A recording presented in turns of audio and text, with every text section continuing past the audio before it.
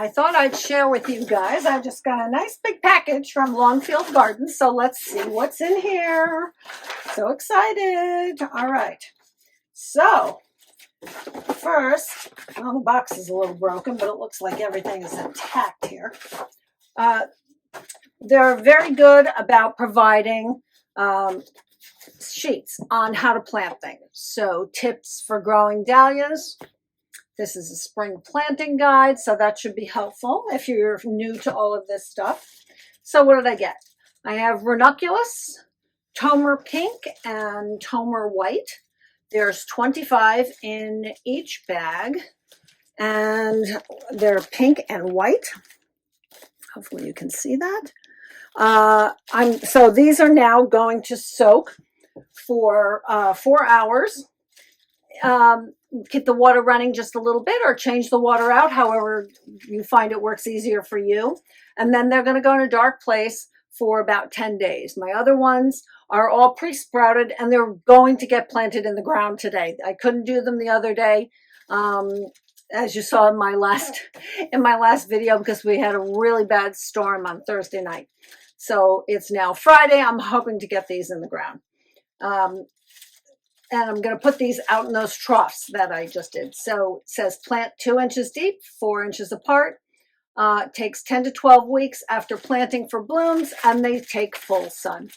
So, and I'll put pictures on the screen of all of these. This is tomer white and tomer pink. And just clarify something that I said. These are not going in the trough today. The ones that I already pre-sprouted are going in. And then after these get soaked, then I'll have another succession planting of ranunculus. So that's exciting.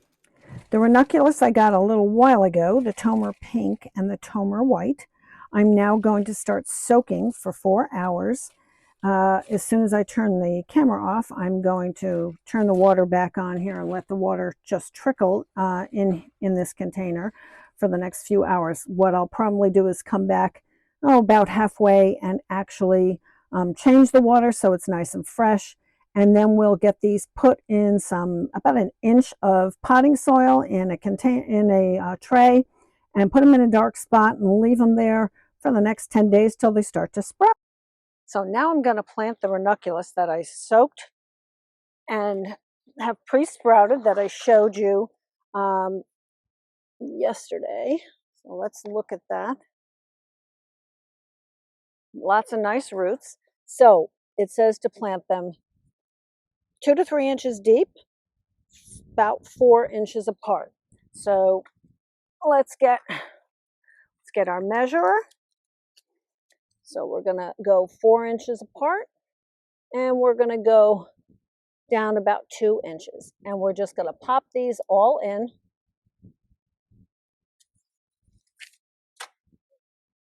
Just like that.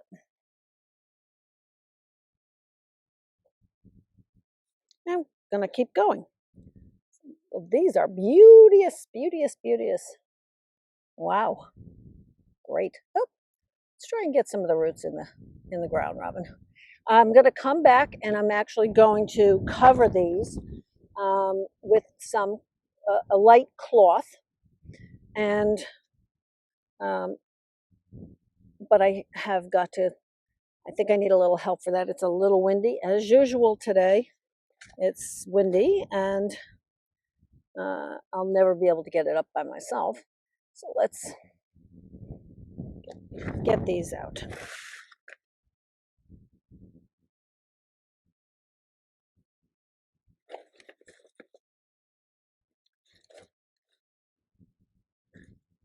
Okay, so this guy hasn't sprouted at all. I'm not even going to plant it. I don't see any life, and that happens.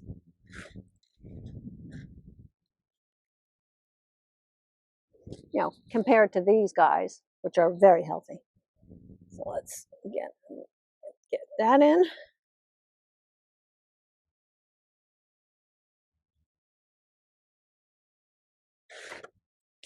Let's get our thing. Another 4 inches.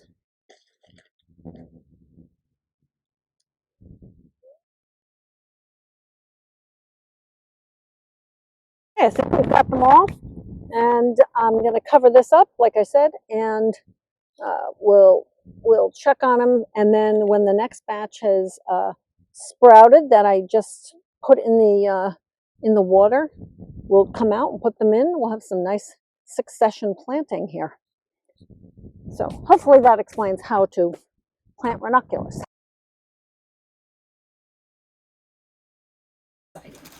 All right, what's next? Canna. Let's see. Short pink magic, 3 count, 2 to 3 eyes, 2 inches deep, 10 inches apart, 36 inches high. They're pink, bloom summer through fall, sun, partial sun to shade. And let's see, this canna, see if I can get this open. And you can see, ooh, this is beauty. You can see it's already growing. Yay. Okay, so that's canna, short pink magic. All right, let's see what else. I believe I have those going in a container with caladiums. This one is Fancy Carolyn Wharton. There's 5 in here, 2 inches deep, 6 inches apart, 20 inches in height, color pink green, sun, partial sun, shade. So there's caladiums. It's just like, this is just like Christmas. All right, I have calla lilies, lily grape velvet and lily garnet glow. So pink and purple. You see a theme here. I love things that are purple. I have so many purple flowers in my garden, but I just love them. But I always try to mix them up with white and yellow and peach. I even have red daylilies. So I don't stick to one color scheme, even though I have one bed that I showed you in my, I think my first video, that I call my purple bed because almost everything in it is purple. So let's see, grape velvet, 16 to 20 inches tall, plant 2 inches deep, 5 inches apart, mid to late summer it'll bloom, and there's 3 in each bag, so there's 6 here. And again, I'm going to put these in containers. Okay, Liatris, Blazing Star. This is the purple variety. It does also come in white. You're going to plant them 3 inches deep, 5 inches apart, and blooms late summer. And these are purple. There's 24 in this bag. Now, I'm replanting Liatris because I've mentioned I have a lot of trouble with rabbits and voles. And where I plant, I guess I need to find a new location to put my Liatris, because every time I put them in a certain place, they don't come back. And I think they get eaten. Where my Liatris was last year, I have another grass right next to it, Shenandoah, I believe. And the other day when I was starting to clean up, I literally can just pull this right out of the ground. The voles have eaten the entire underside. This is the life of a gardener. You're constantly like replacing things or finding things that they won't eat. Thank God deer are not a huge issue here. So that's Liatris Blazing Star. Okay, next up is gladiolas. This is large flowering espresso. Height 36 to 48 inches, plant 5 inches deep, 3 inches apart. These are burgundy. It'll bloom late summer. There we go. And I don't normally plant gladiolas, but I've been watching a bunch of people who've been trying them lately, so I said, what the heck, let me try it too. All right, next come dahlias. So I have a nice amount of dahlias here from Longfield Garden. I am also expecting dahlias from Eden Brothers, from Swan Island Dahlias. I have a lot of dahlias coming. I have not honestly had great luck overwintering dahlias. I've tried different methods for the last 3 years, and I don't know, frankly, why it doesn't work. I'm very good about making sure they don't get too dried out. They're in the right temperature. They're either in the garage or they were in the basement. They just seem to completely shrivel up and they're gone. So I'm going to try one more time. This time I'm going to try just planting them just in vermiculite and see how that works. I've tried peat moss, that didn't work. I tried the paper bag method, that didn't work. And these things seem to work for other people, so I'm not sure what I'm doing wrong that they're not surviving. And dahlias are not cheap. And it's not, what's nice about dahlias is, you know, you start with a clump of dahlias, and by the end of the season, a single tuber can create a giant clump, and then you can divide it and you have more dahlias. So far that's not working for me. So what do we have here? I have Rebecca's World, and I'll put pictures of all these on the screen. So this one is burgundy and white. This was really pretty. This is one I've never planted before, 36 inches high. So it'll be nice like either in the middle or the back of a border. 1 inch deep, plant 18 inches apart, bloom summer through fall. There's 3 in here. So again, this is Rebecca's World. Evelyn. This one I'm very excited about. I got a couple here. I saw Klaus Dalby talking about this dahlia, and it looked so beautiful. It's a really pretty, like white and purple, it's like a lavender. It's not a dark purple. And this gets 40 inches tall, but this one also is brand new for me. I've never planted this one before, so I can't wait to see it because, oh, it's purple. Who knows? All right. Next, American Dawn. This is a peach colored dahlia and gets 36 inches tall. There's 3 of them here. Blooms summer through fall and full sun. Dahlias need full sun. Also, I'm going to actually be pre-sprouting all of my dahlias. So what I do, and I do this every year because I have so much trouble with rabbits. If I plant them straight in the ground, what's going to happen is they're going to come up, they're going to be this tall, and my rabbits are just going to eat them. And I can't put cloches over everything because I have too many dahlias. So I'm going to pre-sprout them, and then I will, you know, I usually take them in and out on a cart, acclimate them to the sun, and then as they start growing and they get to be a size that's a little bit more manageable, and hopefully the rabbits will leave them alone once they get a little taller, then I will plant them out in the yard. So that's American Dawn. This is Creme de Cassis. This is a purple and white dahlia, gets 30 to 36 inches tall, full sun. Again, there's 3 in this bag, so there's Creme de Cassis. Let's see what else we have. This is a huge, I've planted this every single year. This is Thomas Edison. It's a beautiful dark purple dahlia, gets 3 to 4 feet tall. And obviously summer and full sun. So let me see if you can see that. There we go. And what else? Petra's Wedding. This is white, 3 feet tall. There's 3 in this bag. So some of these, except for Thomas Edison, oh, and Tartan here, are some new ones for me because after I placed my my big order of dahlias, I kept ordering more and more dahlias. So I'm going to be getting them now for weeks, I think. Dahlia Dinner Plate Tartan. This is a burgundy and white. This is really pretty. I grew this one last year, 3 to 4 feet tall. And there are 3 in this bag. So dahlias are really easy to grow. They're not high maintenance. You really don't need to do anything with them. Plant them. They'll provide you with so much enjoyment for the rest of the year. They bloom summer through fall. You don't cut them down if you're going to save them till after a really hard frost. And usually you're going to leave them in the ground.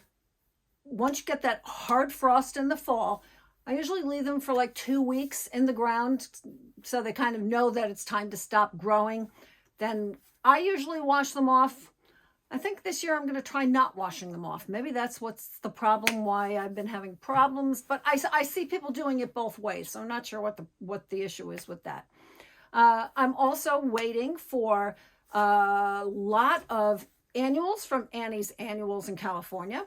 I'm waiting for a lot of shrubs, perennials, and annuals from proven winners. And as those things come, I will show you what I've got. We'll unbox them and see how they arrive, what condition they come in. Like I said, this box actually came broken, but thankfully it doesn't look like anything got ruined. But you know how, no offense, but you know how FedEx and UPS are. Doesn't matter if things say keep upright because it's plants. People just throw things in the truck. So you gotta keep your fingers crossed and hope that things are gonna show up in one piece. So happy planting. Well, another day and another big package of plants. So these are from Annie's Annuals in California. These are a combination of some perennials and also annuals that I got. So let's take a look. You can see the boxes are in great condition. And they come, let's see how we can do this. They come packed really nicely. We'll take a closer look. So let's see, these are packed really nice. And believe me, when the guy delivered them, the box was upside down, even though it says this side up. I don't know what's so hard about that. Same thing with here. So let's go through and see what I got. Like I said, it was a combination of perennials and annuals that I got. There's some red veined dock. So let's go through each one of these and check it out. So first up, Rumex sanguineus. Red vein docked is the common name. This is often used as an alternative to grasses. It's actually, the new growth is actually even edible. It's part sun to full sun. Very long-lived evergreen in warmer zones like 9 through 10, but really forms a beautiful clump, like 18 by 18, which is really nice. I'm looking forward to just the greenery. It doesn't put up flowers, but the really pretty sword-shaped leaves with the red veining.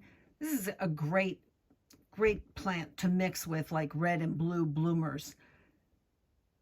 If there are any flowering stalks, just cut them off so you have the energy staying with the foliage, and then you can cut it back to the ground for fresh new growth.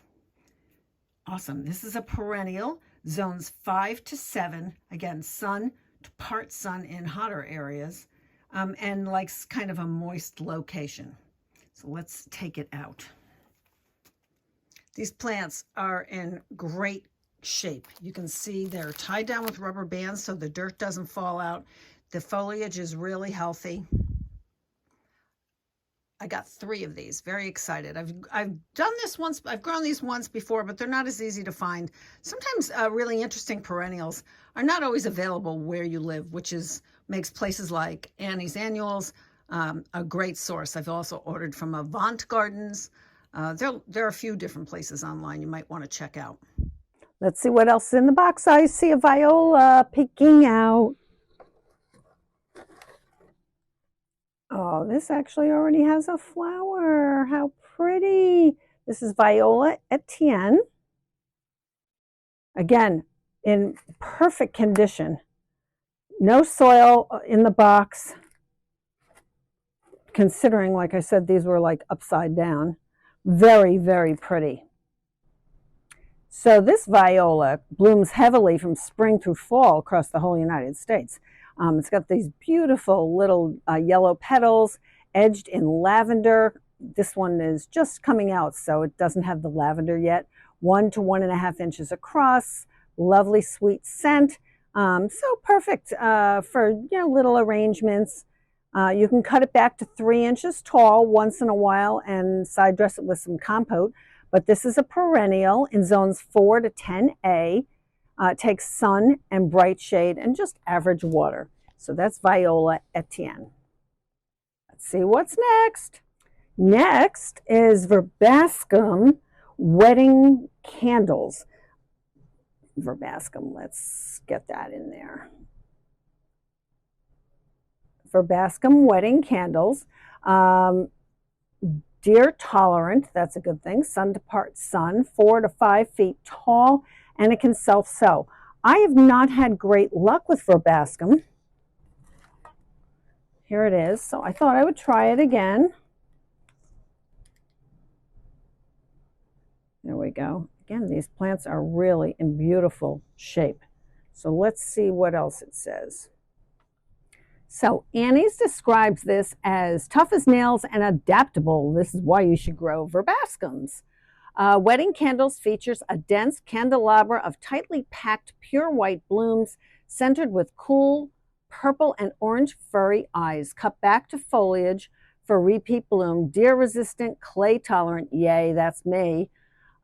Better with compost, self-sows, you'll always have them, drought tolerant, bees and butterflies love them, to 3 to 4 feet tall. It's a perennial, zones 5 through 10. I'm looking forward to this. I really hope it grows. I'm not sure what happened to the last one, probably rabbits. So this is Verbascum Wedding Candles, and I'm really excited about this one. Here's a close-up of Verbascum Wedding Candles. Hopefully you can see that. Next, this little guy, Scabiosa alba, Perfecta alba. Nothing happening here yet, but let me show you a picture. Hang on. So this is what it's going to look like. 3-inch blooms on long, tall stems. Great for flower arrangements. You easily get 10 to 20 blooms at once and with lots of butterflies. Plant in well-drained soil and side dress with an inch of compost in the spring and again in midsummer. This is also a perennial, deer-resistant, mildew-free. Cut back to 2 inches in the fall. Don't be afraid to cut things back, people. Zones 4 through 10. Looking forward. I wanted to add a few more white flowers this year to my garden. Okay, next up, Tanacetum White Bouquet Tansy. Deer tolerant, yay. Like I said, I don't have a ton of trouble with deer, but usually if something is deer tolerant, it's also tolerant of rabbits. This is, let me get the color picture for you. Again, another perennial. Like I said, I got some perennials and some annuals. They look like little white daisies almost. You can see in that little close-up there. Tough, easy plants, deer resistant, drought tolerant, not fussy. Attracts butterflies, makes excellent cut flowers. So that's white tansy. And that's the end of this first box. Like I said, they're packaged really well. It's kind of crazy. It's actually hard to get them out of the box. They're packaged so well. Let's go to box number 2. So I'm going to show you how these are packaged.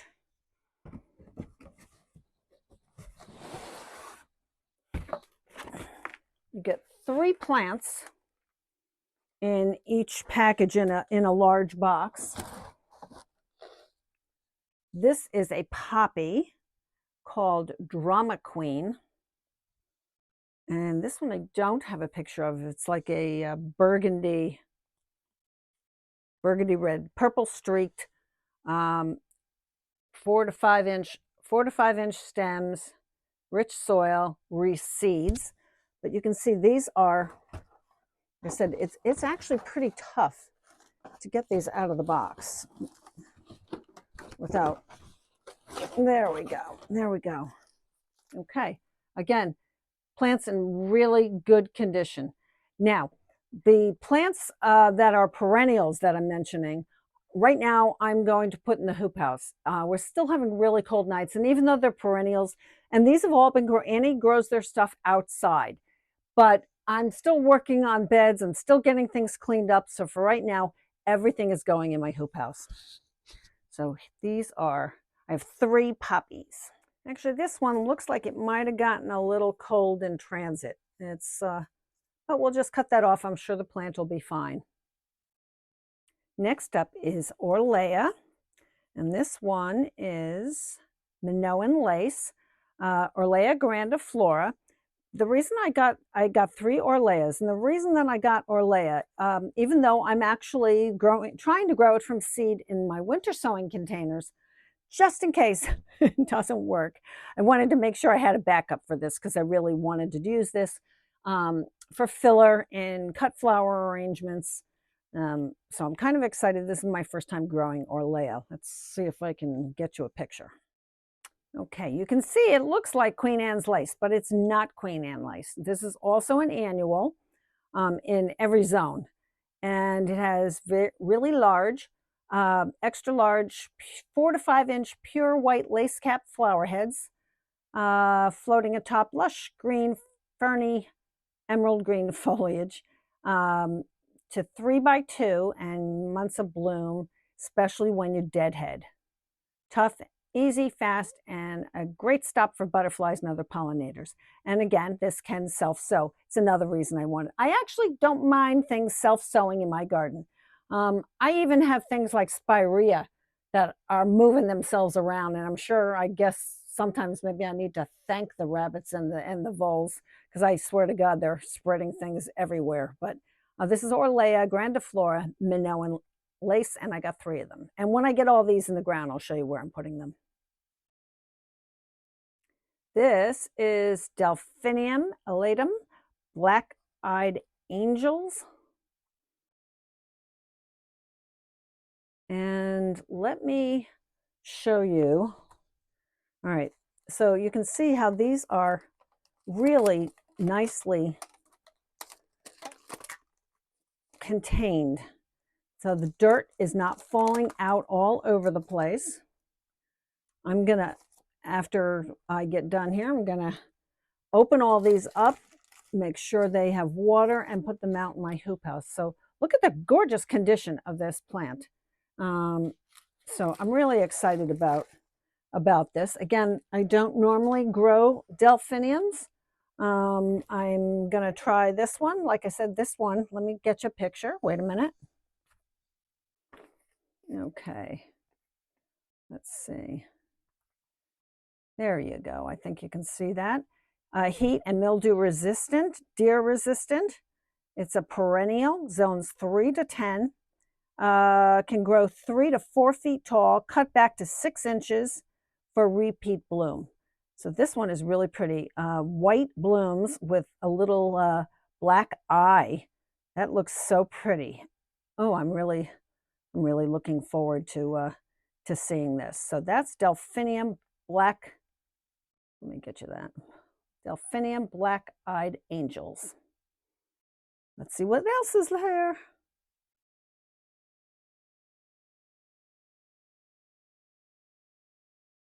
This is a sweet pea, and I'll have to find a picture and put it up for you. This one is called Nimbus. It was a lovely, almost like double lavendery color.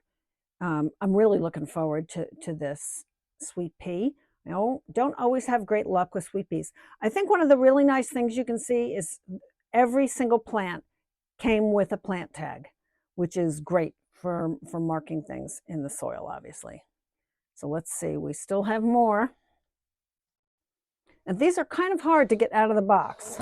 I'm not going to pretend they aren't. They are. And let's see, this says Nigella Miss Jekyll Dark Blue.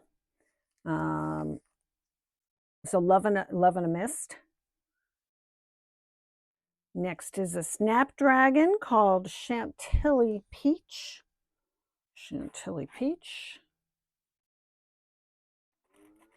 And I love Snapdragon, so I have a lot in my winter sowing. I have, sometimes they overwinter here, not usually, but sometimes they do. So this one I'm looking forward to. This is a pretty color. So there's Chantilly Peach. This is definitely an annual. Mildew and rust resistant, great cut flowers. I love Snapdragons. Let's see what else we have. This is Agrostemma Ocean Pearls.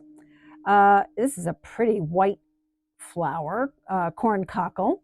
Let's see, it's definitely an annual to 36 inches tall, 18 inches across.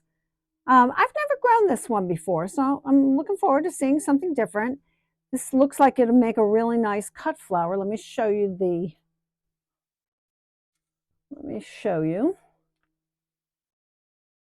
There we go. So I think that's That's going to be a pretty addition to the garden. And last but not least, we have here, all right, this one I'm not even sure how to say. So let's see if we can figure this one out. Catanche, Cerulea Cupid's dart, deer and drought tolerant. This is a purple. Let me check. Hold on. Okay, so let's see what it says. Provides masses of sturdy, upright stems topped by fun, pearly paper buds that open into semi-double, purple-eyed, lavender blue, 2-inch blooms for months. 2 feet tall to 20 inches across, tough and easy, fairly drought tolerant, short-lived perennial, zones 4 through 10. Again, you know I love purple. I can't say that this was a bad way to spend a Saturday morning. So I'm going to get this video up for you guys, and you can see how I did the ranunculus, soaked some new ones, got those in a tray, got the dahlias opened up, and I'm going to get the dahlias pre-sprouted. So I'm going to start potting those up because here in Connecticut, my dahlias are not going to go in the ground probably till the 3rd week of May. So I have a lot of stuff that's going to go out in my little hoop house. I think I need more shelves. I hope you have a great Saturday.